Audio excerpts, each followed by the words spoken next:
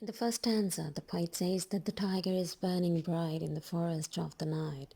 The line means that the tiger, which is in the forest, is burning like fire, or in other words, looking like yellow fire in the dead of night. The burning bright also reflects the tiger's bright yellow color that makes it look fierce. In the third line, the poet raises a rhetorical question, which is the immortal hand or eye which is capable of framing or building its fearful symmetry. The poet, in a way, appreciating the power of God, who can create such a fearful structure and bear its appearance. The man can neither create it or can bear its appearance due to fear. In the second stanza, the poet talks about the eyes of the tiger.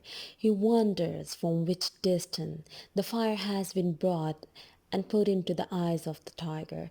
The fire has been brought either from skies or from deep oceans, because it cannot be an ordinary fire of the world, but divine one which makes the eyes of the tiger so fierce.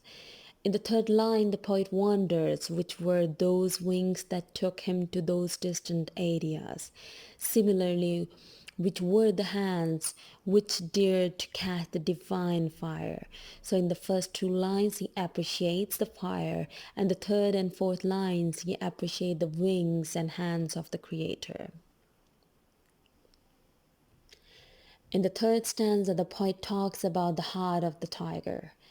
He wonders what kind of shoulders and the art of the creator would have, which twist the muscles or ligaments of tiger's heart. Here the poet is praising the power and amazing art of God, which helped him creating tiger's heart. In the third line, he is amazed by thinking how powerful the Creator's hand and feet are, which made him stand in front of the tiger when its heart began to beat. In this stanza, the poet seems to praise the Creator's physical power, daring nature, and his jaw-dropping art. In the fourth stanza, the poet praises the brain of the tiger. He wonders which hammer, chain, anvil, and furnace of the creator would have used to create the brain of the tiger. These tools are used by the ironsmith to create solid and heavy items.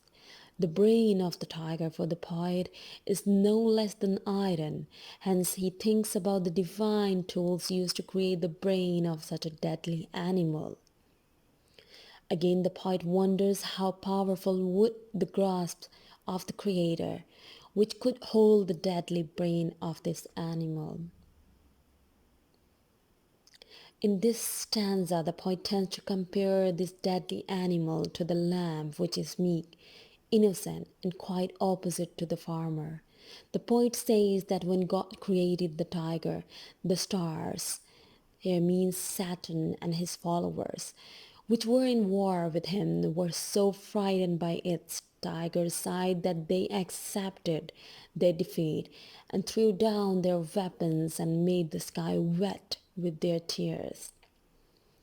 In the third line, the poet wonders would God have smiled after creating tiger, as it was beyond words for satanic forces.